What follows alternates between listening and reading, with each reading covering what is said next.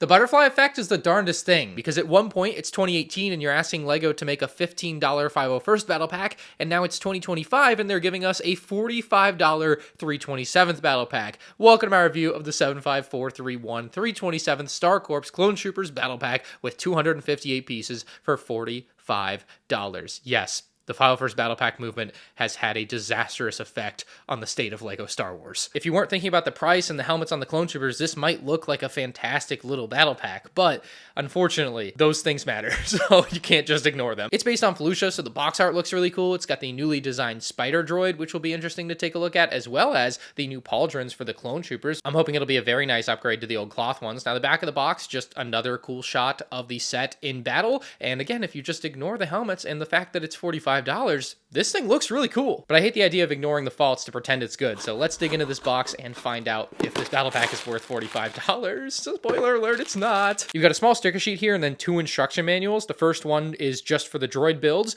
and then the second one is just for the clone builds, except on the actual front page, they show both builds, but on the first one, they showed the droid builds only, so therefore the second one should be the clone builds only. A real half-baked idea. I noticed it immediately. I don't know why any of LEGO's quality control didn't notice this. Interestingly, they properly split the builds on the front cover of the last Super Battle Pack they did, so no excuses here, just laziness. But finally, we've got 3 total numbered bags, and let's take a look at our minifigs. We've got 7 in total here with 3 Super Battle Droids and 4 327th Troopers, and if you happen to major in math in college or perhaps attended your first day of kindergarten, you would realize that you're getting scammed. This set is masquerading as a 2-in-1 battle pack for the price of what 2 battle packs would cost, but it's including far less. You would think that you would be taking the equivalent of 2 battle packs, smashing them together and getting that value here, which would mean you're expecting 8 full minifigures. And if you're including battle droids, it's got to be more than 4 battle droids, because LEGO has set that precedent many times that droids are not equal to figures as far as the value or cost for them to make. They've had many battle packs where they include more than 4 droids to make up for the lack of minifigure-ness about them, I guess. So this set including less at its $45 price is completely unacceptable. If it was $30,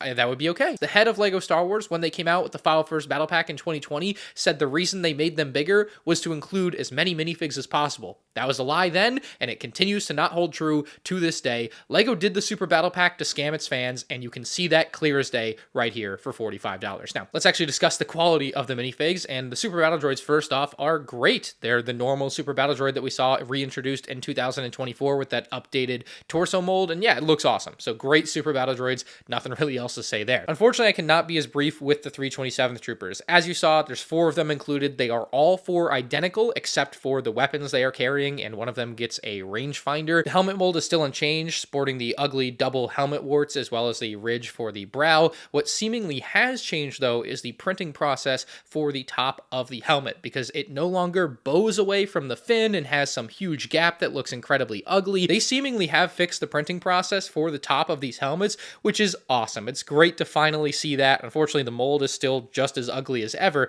but yeah, it's nice to see a small improvement on Clone Troopers. You don't see that often. It's been a downward trend on their quality and design for the last 5 years, but finally, a small victory. The new pauldron is the big thing to me in this set, as we're going to see this, of course, going forward with LEGO Star Wars Clone Troopers, and I am pleasantly surprised by this piece. It actually looks a bit thinner than it does on the box. I thought it might be a little too big on them just looking at the box, but actually in person, it looks even better than I was expecting. The printing detail is awesome on it. It's got the perfect accent color that matches what we see on the torso and legs. It also allows for very easy and free movement of the arm. It doesn't feel very restrictive at all. Of course, it is inherently going to be somewhat restrictive, but I feel like you've got plenty of range here. There is one thing I would have loved to see done better on these. It's the black portion that goes under the neck. It doesn't extend all the way to the other shoulder, and therefore it doesn't match up with the black print on the torso for the pauldron, so I feel like that should have been extended out. I don't know why they didn't do that. If they ever redo this mold for whatever reason, they need to extend that to the shoulder. It would make the piece literally perfect, but it is 90% of the way there. It's still a major upgrade, I think, to the previous cloth pauldrons, because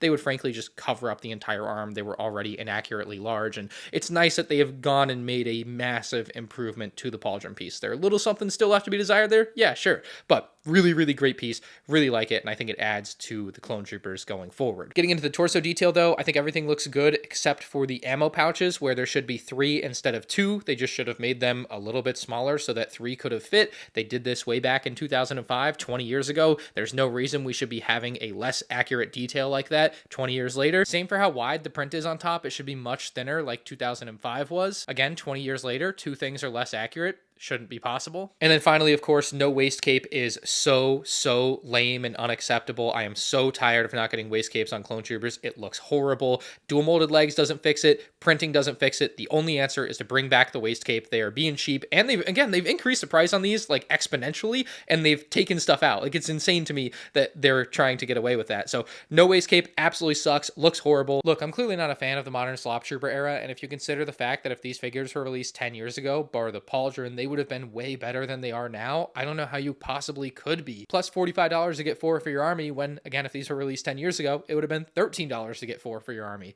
Indefensible. Getting into the builds here, starting with the spider droid, I didn't realize that I wanted an updated and upgraded spider droid. Frankly, I didn't realize they could make a better version of it. I was fairly content with what we had, but man, this thing is a very unexpected surprise for summer of 2025. It looks amazing here. I'll put it next to the 2022 version that came with the ATTE, and yeah, I was content with that. I thought it was nice, but I mean, yeah, now we know that it could have been way better, and it is now way better. Holy crap, what an amazing spider droid build. There are some aspects that you'll notice are similar, but the most obvious thing is the eyes are now integrated into the head, which is way more accurate than the telephone piece that they were using before. Really, all that you're missing here is there's supposed to be a couple more red dots on that tile in the middle. They honestly should have printed it in this set, or maybe, I guess, provided a sticker, but it's a 1x1, just print it. So in the future, I think that's the one upgrade I would like to see to the spider droid, but I mean, we may have reached the final form here. I don't know how much better you can get than this. The gun on the front looks amazing and moves up and down.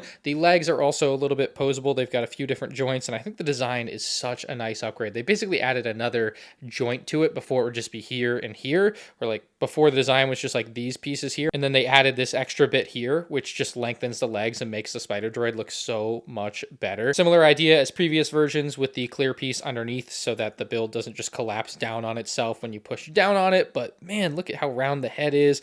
Looks really nice with kind of the slightly flattened design. This guy will never make the set feel like it's worth $45, but it's a really solid build and a surprising upgrade for summer of 2025. 2 thumbs up. On the clone trooper side of things, the first of 2 builds is this tiny little cannon. Wow. Build number 2 is the much nicer 327 themed ATRT, and ATRTs have gotten a lot of flack over the last decade for being too big to be minifig scale. Basically, LEGO oversizes them to add more play features, even though basically every play feature could be done at a scale much closer to minifig scale, but you know, we'll ignore that reality. It does also have some nicer detail that they couldn't do at the smaller scale, so it makes sense. But I wanted to first give you a real sense of scale here with the 501st ATRT, the ATRT from the 2016 Turbo Tank, and of course the 327th. So a lot of people criticize this one for being too big. They have made it smaller. It's not maybe as small as a lot of people are looking for. It's weird to talk about a set and say it's too big for your money, but really from what I see in the community, people would have preferred 2 of these small ones instead of 1 oversized one that would just work better for them. I look at it as a step in the right direction, but it's definitely not going all the way to where people probably want it. Now, let's discuss all of the features and details that it has, because it actually still is a really cool ATRT build, even if it is oversized. We'll dive into this thing feet first, and it's a generally all gray design with a slight accent of dark tan. That's going to match what you're going to see elsewhere on the ATRT. The sharp toe looks really nice in that kind of metallic-y silver color. It also provides a nice wide base and kind of a little bit of a heel too for the ATRT, so it's not going to fall back or fall to the side or anything. Like, very stable foot design, so you don't have to worry about this thing falling over. Putting it right next to the 2025 first, it's probably the best ATRT foot design we have had, certainly as of late. Looking higher on the legs, you are going to see a couple of joints, which is going to give you your posability for this build. The ankle and the knee are easy to move here, and you get a really nice wide range of motion. You aren't going to be able to stand it in every single orientation, but you can get it to look like it's walking through or just, you know, taking fire or whatever. Maybe if you're really lucky, you can make it look like it's running. Something like that, maybe. But yeah, you're going to have that standard posability that you've seen on previous ATRTs. It's nothing crazy, but it's also, you know, it's good enough. One small part of the design I don't want to go unnoticed here is the use of this piece underneath. I just think it looks really cool. It's like a nice way to show that the leg is supporting the body, kind of. I don't know. That's what it looks like to me. So I really like that part of the design. I just wanted to point it out. That leads us to the top section on the ATRT, where there's honestly a lot going on. First off, you you got kind of this yellow shielding, which accents the rest of the build nicely. The design for the shielding on the driver is also really nice looking. Some great part usage, and they've got the 327th there, just like the 501st was on its ATRT, so kind of nice match there. You've also got the wear and tear on the sticker, which I really like. Kind of fits the same vibe that the clone troopers have. I just really like things like this where it looks like there's some sort of backpack or box or something there, and also kind of doubles as a handle as the trooper would be making his way up, I suppose. You've also got a couple of clips on the back. These are, of course, going to be good for weapon storage if you need to store a weapon while you have the driver in the driver's seat. The antennas use the same smart design that stops them from breaking immediately when you hit them, so you can see as I'm moving it, they aren't just going to snap off, which is awesome. Perhaps the worst part of this build to me is the stud shooter on the front. I just think it looks really bad, and I don't think defending it as, oh, it's a play feature, they have to have it, works, because previous versions of the Spider Droid had a stud shooter in this exact spot, but they've changed it back because this looks better. I just wish they'd change this back to a normal looking cannon. It would look so much cooler. I get it, it's a good play feature, it works, but obviously I have different tastes than stud shooters. Finally, we have the printed control panel, which looks great. I also like this yellow section behind the seat, just nice and smooth, no studs, gotta love that. And then you have the actual seat where it's a tile and then studs at the back, as well as the handlebars. So just take your 327 trooper, sit him down butt first, and then he can grab onto the handlebars. And there he is with the handlebars in hand. I think it looks really great with the 327 Trooper on the ATRT. I also didn't talk about this during the minifig section, but the color of the 327 Trooper certainly could have been more mustardy like it was in 2005, and that would have been more accurate, but I think they did it this way so that the color of the trooper matched the color of the build and vice versa. So yeah, that makes sense to me. It's a compromise I'm okay with because I still think this color is close enough, but you know, I could definitely see wanting it to be mustardy too. I would prefer that, I suppose, at the end of the day, that it would be more accurate. There's one more thing about the build you got to know, like the handlebars are integrated in a really great way so that when you go to rip the trooper off, it's not going to rip the whole front of the build apart. So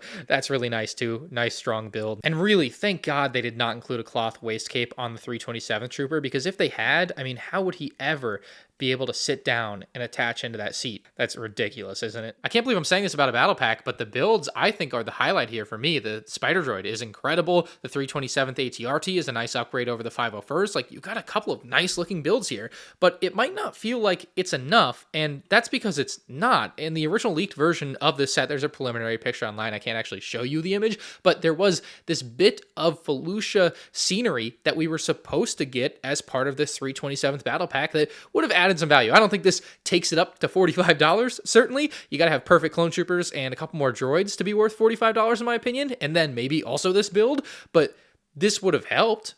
You can't argue against that. So again, to be clear, this is not included in the box. This is just a rare situation where we got to look at what could have been, and former LEGO Star Wars designer Nathan Clark was able to actually replicate the build using the leaked image, and he's got the instructions on his Instagram page. I'll link them in the description below. You can make this build for yourself for fairly cheap, but it's a nice bit of Felucia scenery. It would have gone really nice to have like a clone trooper behind it like that, and, you know, taking cover from the Spider Droid or one of the super battle droids. Like, it looks really cool in scale with a clone trooper. It also was going to include a Bacta tank, which is just a nice little Easter egg, I guess, even though you don't really see those in Revenge of the Sith on Felucia. And, you know, there's nice shrubbery, nice colors popping on this.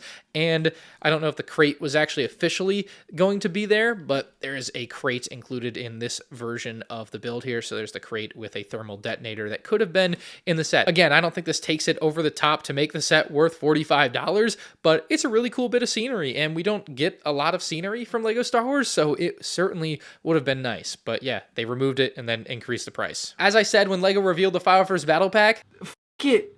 I'll give you 50. I just don't think LEGO considered I would be the only person that would give them 50. And you're listening to someone who purchased over 100 of the original 501st Battle Packs. This is my one and only 327th Clone Troopers Battle Pack. I will not be buying another one of these. I have no interest in army building it, both because of the price, which is absolutely horrendous at $45, as has been discussed at length and you are well aware of, but also the minifigs. The Clone Troopers just are not good enough for the price they are asking. And even if this set was $30, I would still only buy one of them for my collection, like I did with the 2024 Battle Pack, because I still don't think those are good enough clone troopers for what LEGO touts. Ultimately, I'm disappointed in this set on many levels. I'm once again disappointed in the company that I once loved to death. You know, the pauldrons are nice, the Spider Droid's nice, the build is nice for the ATRT, but you know, you just can't get behind a $45 Battle Pack that doesn't actually provide anything close to what you would think $45 and Battle Pack together means. That's insane. This set is a bummer. Do not buy it for more than $30, and even then, I don't recommend buying this. I don't think you should buy it. I don't want to support this. I don't think the figures are good. I don't think they've put in the effort,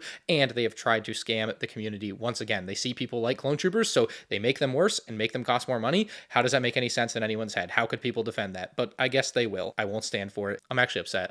I'm getting worked up here. I'm glad this is the end. Let me know what you think about this comment section below. If you think $45 is outrageous, hit the like button, and you can check out more 2025 LEGO Star Wars set reviews on the end screen now.